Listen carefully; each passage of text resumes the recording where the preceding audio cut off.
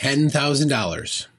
That's right, I'll pay $10,000 to a flat earther if they can use celestial navigation to obtain the location of an observer twice. That's all they got to do. Now, why would I say this? Well, flat earthers have been going on declaring boldly that the only way a sextant can work, the only way that celestial navigation can work, is on a flat earth. Listen to this. The sextant only works on a flat plane. Well, the proof of the flat plane would be that you arrive at your destination, right? Yeah. The fact that it works when it's utilizing a flat surface. You use it, you get where you're going. You don't have to introduce a sphere and a chord line. Quite the contrary, if you did, you wouldn't get the straight line to measure the angle, to have a flat baseline, to triangulate, to reach your destination. It must be flat for this to work. Now, when you navigate around the flat plane, utilising the geometry of the flat plane, then you get around without any issue. As long as you assume that what you do when you measure it, that would be utilise its flatness, is actually the case. Now, further to that, this tool can equally be used as a globe debunking. It cannot work on a sphere. It's a beautiful flat earth proof, is the sextant. Wonderful. Can only work on a flat plane. You heard that right. A flat earther is declaring that the only way to use a sextant is on a flat earth, and you must use flat earth geometry. Listen again. Now, when you navigate around the flat plane, utilising the geometry of the flat plane, then you get around without any issue.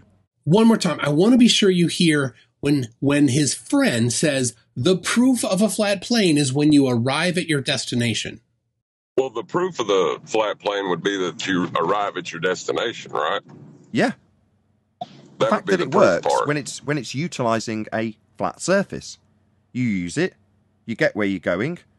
So I'm putting my money where their mouth is. That's right. $10,000 held in Bitcoin in escrow. Video linked in the description of how that happened, and verifiable transactions on the Bitcoin blockchain. The money's out of my hands. The rules are published on my website. You can download the rules. I can't change them. You'll know if I change them because your copy will be different than my copy. And in fact, I have a cryptographic hash of the rules that I posted right here in this video. If this cryptographic hash does not match the hash of the downloaded rules, you know I changed it and something's wrong. Now I'm stuck. I can't change the rules. The rules specify very clear acceptance criteria. They need to get within 25 miles of the observer. Now, a qualified and skilled celestial navigator can get in within 1 mile, maybe 5. 25 miles is a lot of leeway. And then judging. I am not the sole judge. I'm the primary judge. And if they disagree with my assessment, then an independent panel of judges will be assembled. It's out of my hands. Brainy Beaver who holds the money in escrow, has been instructed to follow the rules of any challenge that I do. Not my wishes, follow the rules. He has a contract. The judges will instruct him what to do. It's all out of my hands. All that the flat earthers need to do is make their claim happen. They said the proof is in the pudding, and the proof is when you can get there, right? When the celestial navigation actually works. Using, as he said, flat earth geometry. That's all they can use. You can't use the globe. You can't use the sphere. You got to use flat earth geometry, right? That's what he said. That's his proud declaration. That's all of the flat earthers that make this claim. They say this. Now, you know what they're not going to do? They're not going to actually do a submission. They're going to complain.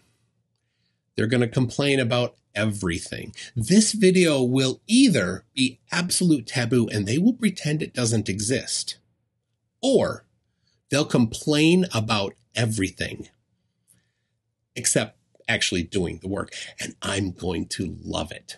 They will complain about how I structured the challenge, even though it's very open and all of the controls out of my hands. They will complain about how the measurements were taken. They will complain about the location of the measurements. They will complain about everything. The one thing they won't do is submit a successful challenge, because I'm so confident that they can't, that I have my money on it. That's it. Do you want to prove me wrong? You go right ahead. Nathan Oakley, Quantum Eraser, 10th Man, Brian, Brian's Logic, all of you guys that think that celestial navigation only works on a flat plane, this is your chance. $10,000, your chance. Don't go talk to the other guys. You go figure it out if you're so confident. Or maybe go talk to the other guys and split it up. I don't care. I'll send it to one of you, or Brainy Beaver will send it to one of you. So, are you confident? Can you do it? Will it happen? Well, we'll see. Good luck, guys.